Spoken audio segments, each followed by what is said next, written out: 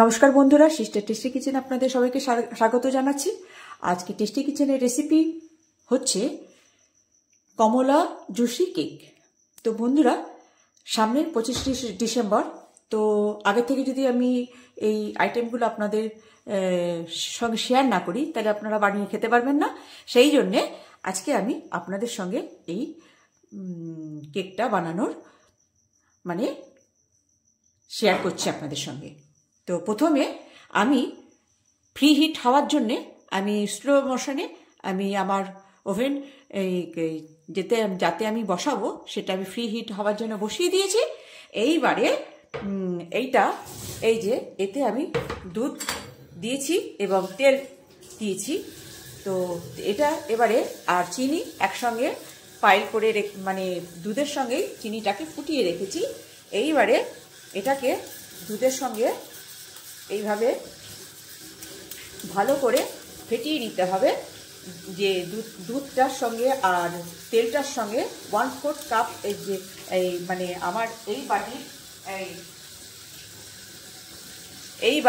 1 বাটি আমি ময়দা নিয়েছি, সেই অনুযায়ী এই 1 বাটি আমি দুধ নিয়েছি আর এর 1/4 কাপ তেল নিয়েছি, 1/4 কাপ চিনি নিয়েছি। আর যেহেতু আমি কমলা জুসি কেক বানাবো সেই জন্য এখানে আমি কয়েকটা গোটা কমলার জুস বার করে একটুখানি চিনি দিয়ে ফুটিয়ে জুসি বানিয়ে রেখেছি, যেটা আমি পরে আমি এটা কাজে লাগাবো। আর বন্ধুরা, এখানে আমি ফ্রেশ জুস বের করে আমি একটু টুটি ফুটি আর পুরো ড্রাই ফ্রুটস গুলোকে ভিজিয়ে রেখেছি সফট হওয়ার জন্যে, এগুলো আমি দেব। আর এটাকে আমি প্রথমে আগে ভালো মতন এটাকে ফেটিয়ে নেব। এই যে যত ফেটিয়ে নেব বন্ধুরা তত এটা সফট হবে। তেল আর দুধ একসঙ্গে ফেটিয়ে আমি এমন করিয়ে দেবো যে ফেটতে ফেটতে আমার তো আর নেই, হুইলার নেই। সেই জন্যে আমি এটাকে দিয়েই অনেকের যাদের ঘরে হুইলার রয়েছে তারা এখানে হুইলার ইউজ করে এটাকে ফেটিয়ে নিতে পারে।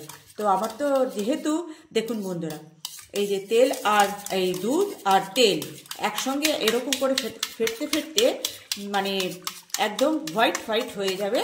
তেলটা তখন বোঝাই যাবে না যে আমি এখানে তেল দিয়েছি। আর আমি এখানে বন্ধুরা সাদা তেল দিয়েছি। দেখুন তেল বোঝা যাচ্ছে, আগে তো বোঝা যাচ্ছিল তেলের ব্যাপারটা। এই দেখুন দুধ আর তেল একদম মিশে একটা সফট একটা ব্যাটার তৈরি হয়ে গেছে। এইবারে এটার মধ্যে আমি ময়দা দেব, সেটা আমি দেখাচ্ছি। এই যে আমি ময়দাটা নিয়েছি, ঠিক আছে, এর মধ্যে আমি দিয়ে দেব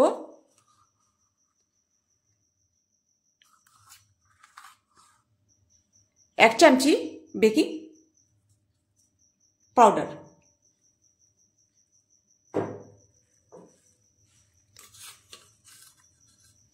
দিয়ে দেবো 1/2 চামচি বেকিং সোডা।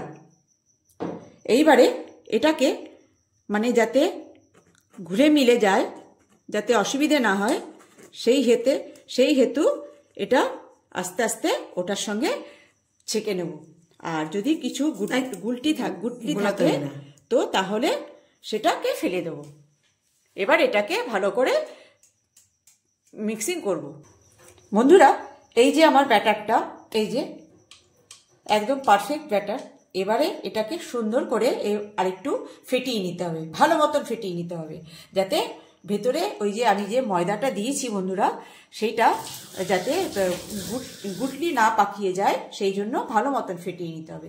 এবারে যত ফেটাবেন তত তার স্মুথ একটা ভাব চলে আসবে আর তত ফ্লাফি হবে, তত সফটনেস আসবে।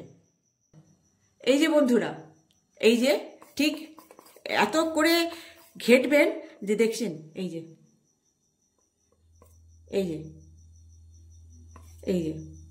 আর দেখুন কিরকম একদম হোয়াইট হয়ে গেছে। সেটা এই যত ব্যাটারটা আপনি এরকম করে ঘেটে মানে ইয়ে করবেন তত সফটনেস আসবে।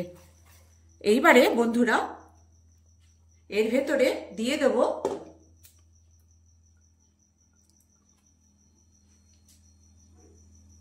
এই যে ভিজিয়ে রাখা এগুলো দিয়ে টুটি ফুটিগুলো আর ড্রাই ফ্রুটসটা যেটা দিয়েছি সেটা এবারে ভালো করে মিলিয়ে নেব।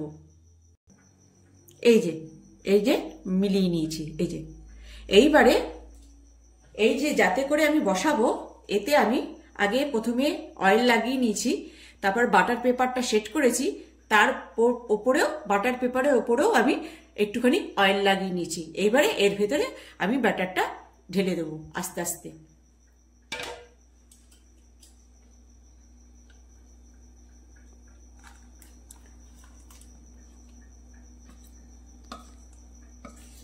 এইবারে এটাকে সেট করে বসিয়ে দেবো। এই যে বন্ধুরা এই যে আমি ফাইনালি বসিয়ে দিয়েছি। প্রথমে আমি এই ছিদ্রটাকে দিয়ে একটা লবঙ্গ দিয়ে আটকে দিয়েছি, আর এই জন্যে এইবারে আমি 20 মিনিটের জন্য ছেড়ে দেবো খাওয়ার জন্যে। তো প্রথমে আমি 5 মিনিট একটু মিডিয়াম তো দেব, তারপরে আস্তে আস্তে একদম স্লো মোশনে 20 মিনিট হবে। এই যে বন্ধুরা দেখছেন কেকটা কিরকম ফুলছে আস্তে আস্তে, কতটা দিয়েছি কতটা হয়ে গেছে, এবার আস্তে আস্তে ফুলছে। এটা এখনো হয়নি বন্ধুরা। এই পজিশনে আমি এই যে কিছু ড্রাই ফ্রুটগুলো যেরকম দোকানে সাজানো থাকে না বন্ধুরা, ঠিক ওইভাবে আস্তে আস্তে সাজিয়ে দেবো যাতে সেট হয়ে যায়।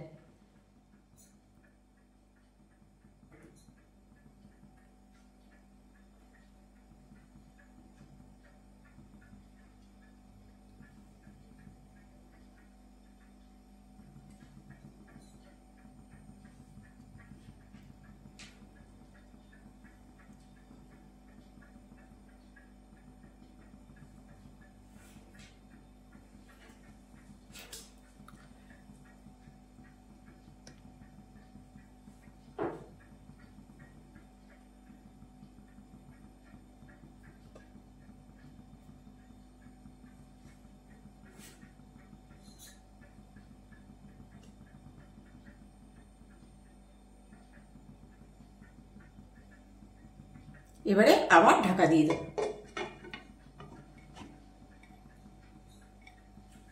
পাকা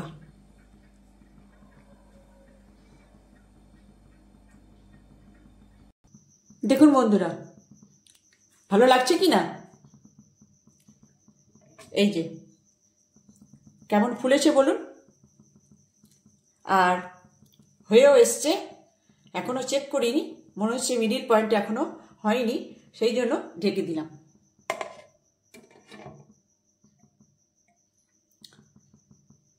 এই যে আমার কেক এখনো তৈরি হয়নি।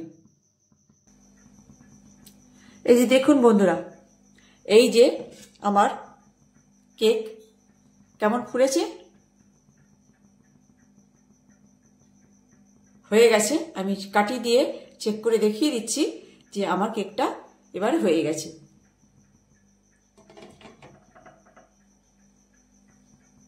কেমন লাগছে বন্ধুরা আমার কেকটা?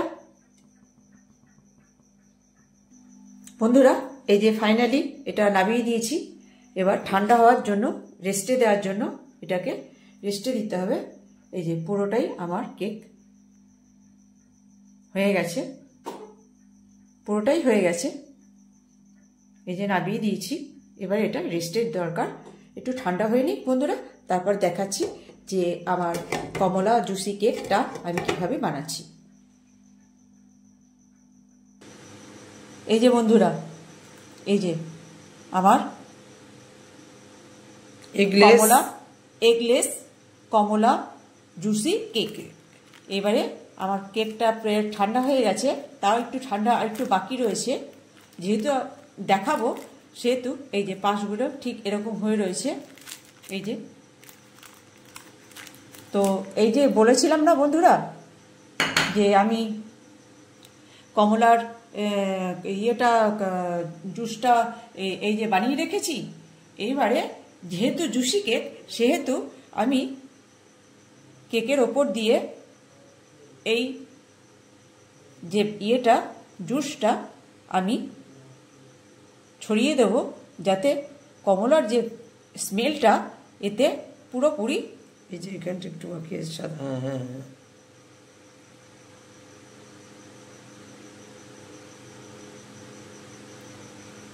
পুরোটা মাখিয়ে দেবো। যাক না সাইড দিয়ে গড়িয়ে যাক।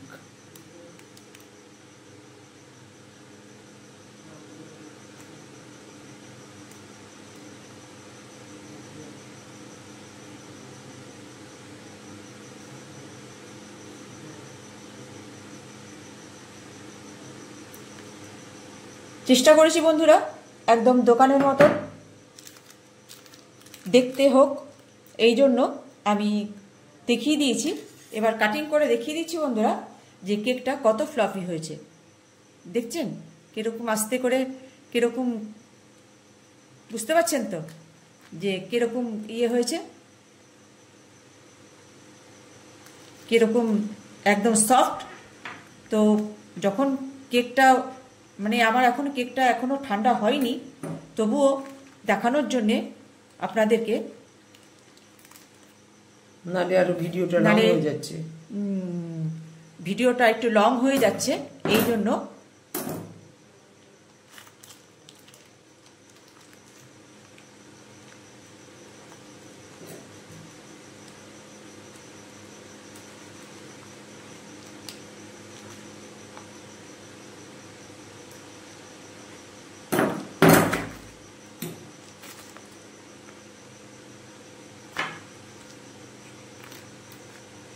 মানে ছাড়ছে না। ছাড়বে না কেন? বুঝতে পারছেন তো, ধোঁয়া উঠছে, তো ঠান্ডাটা এখনো হয়নি, ওই জন্যই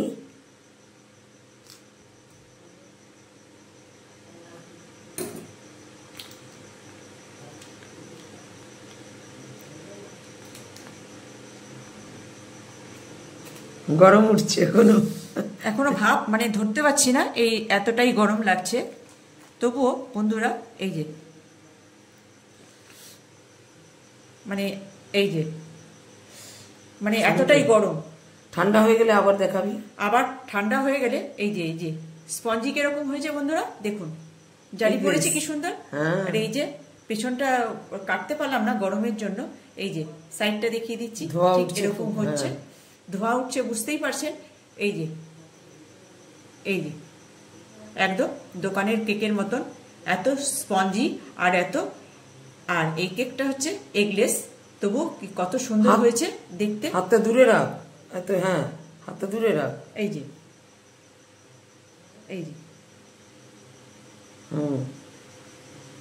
ঠিক আছে বন্ধুরা, এই যে তো এই হচ্ছে আমার অরেঞ্জ